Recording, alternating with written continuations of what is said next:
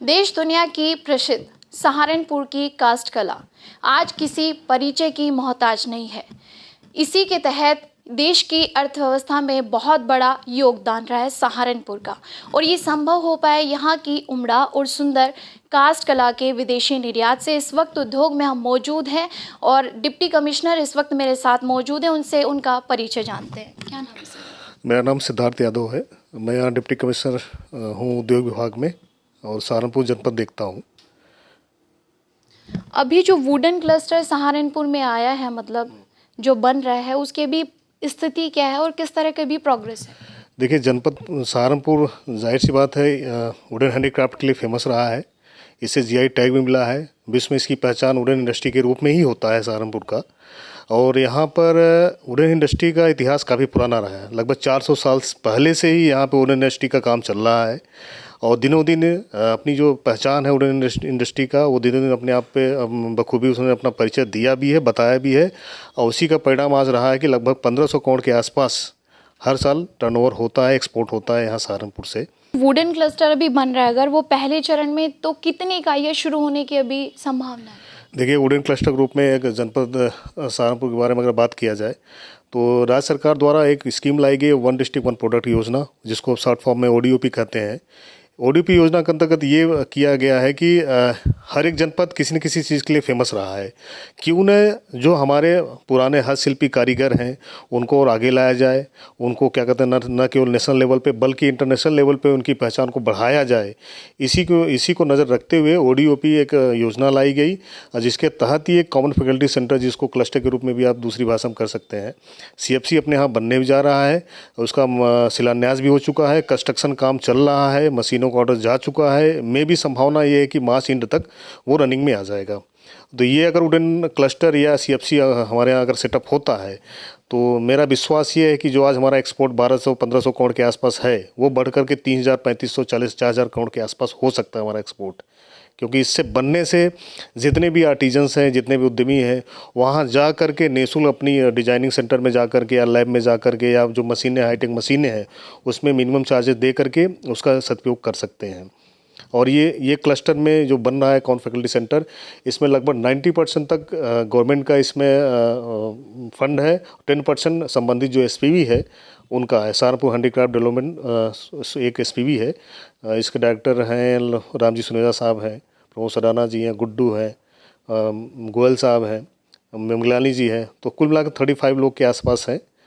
और हम यही उम्मीद करते हैं कि ये हमारा कॉमन फैकल्टी सेंटर जब बन के तैयार होगा तो सहारनपुर नो डाउट अभी जो 1200-1500 करोड़ के आसपास है, इसका एक्सपोर्ट बढ़ के दोगुना जरूर होना चाहिए। तो कब तक बनने की संभावना है? मार्च में, जैसा मैंने पूरे बताया कि मार्च एंड तक संभावना है।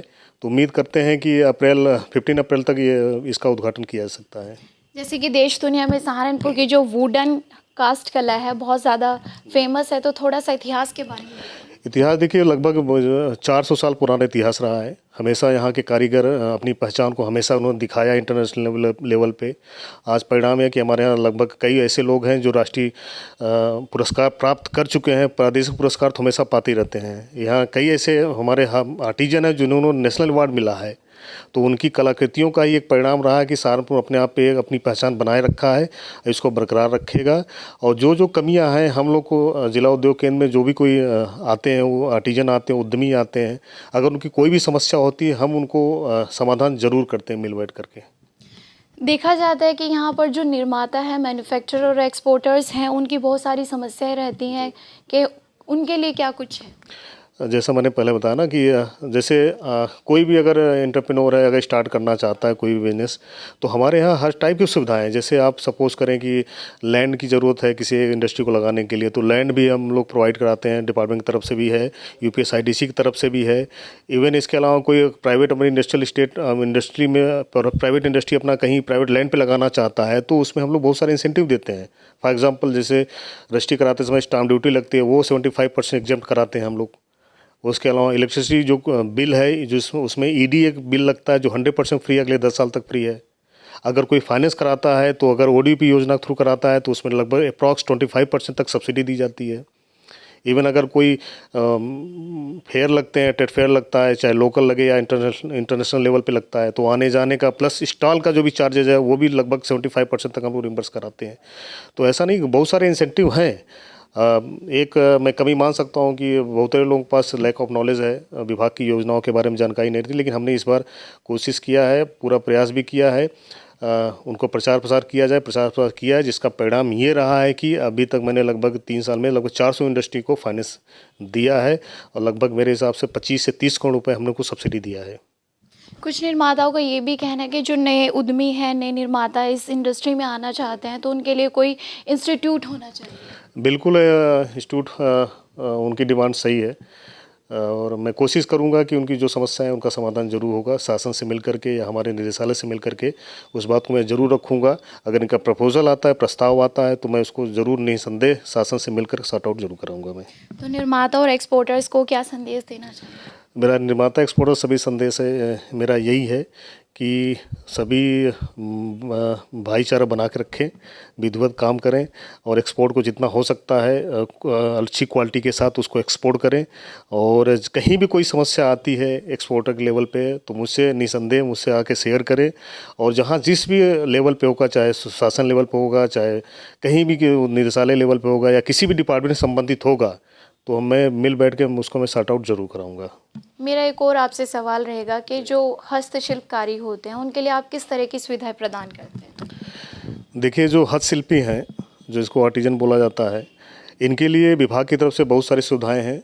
जैसे अगर कोई आर्टिजन है, उनको कहीं न कहीं काम करते हैं, किसी न किसी इंडस्ट्री में, किसी न किसी कारखाने में, अगर वो खुद का अपना बिजनेस स्टार्ट करना चाहते हैं तो हमारे यहाँ एक ODOP टूल किट योजना चलती है। उस योजना के थ्रू वुडन इंडस्ट्री संबंधी जो भी बेसिक टूल किट होते हैं वो हम उनको टूल किट निःशुल्क प्रोवाइड कराते हैं। इसके साथ ही साथ 10 दिन का हम उनको ट्रेनिंग भी देते हैं, जिसमें मार्केटिंग कैसे की जा सकती है, प्रोडक्ट को कैसे फिनिशिंग किया जा सकता है, ये सब की ट्रेनिंग देते हैं। तो ट्रेनिंग के साथ साथ उसको टूल किट देते हैं। इसके अलावा जितने दिन ट्रेनिंग रहते हैं उतने दिन का मानदेय भी दिया जाता है। एक इसका सभी हस्तशिल्पी से मेरा अनुरोध है कि इसका फ़ायदा आप लोग ले सकते हैं। इसके अलावा अगर कोई हस्तशिल्पी, बहुत सारे फेयर होते हैं, चाहे भाई कानपुर हो गया, लखनऊ हो गया, आगरा हो गया या बॉम्बे हो गया या किसी अन्य कंट्री में अगर फेयर लगते हैं, अगर उसमें आप लोग पार्टिसिपेट करते हैं तो उसमें जो भी आपका आने जाने का खर्च होता है, माल ले जाने का खर्च होता है या वहाँ स्टॉल के जो भी चार्ज होते हैं, सबका पैसा रिम्बर्स होता है, एक तरह से वापस आपको मिलता है। तो ये थी हमारी खास बातचीत। अभी आप देख रहे थे सिटी वैम न्यूज़। अगर आपको ये वीडियो पसंद आया तो प्लीज़ ज़्यादा से ज़्यादा लाइक एंड शेयर करें और कमेंट करके ज़रूर बताइएगा। अभी के लिए धन्यवाद।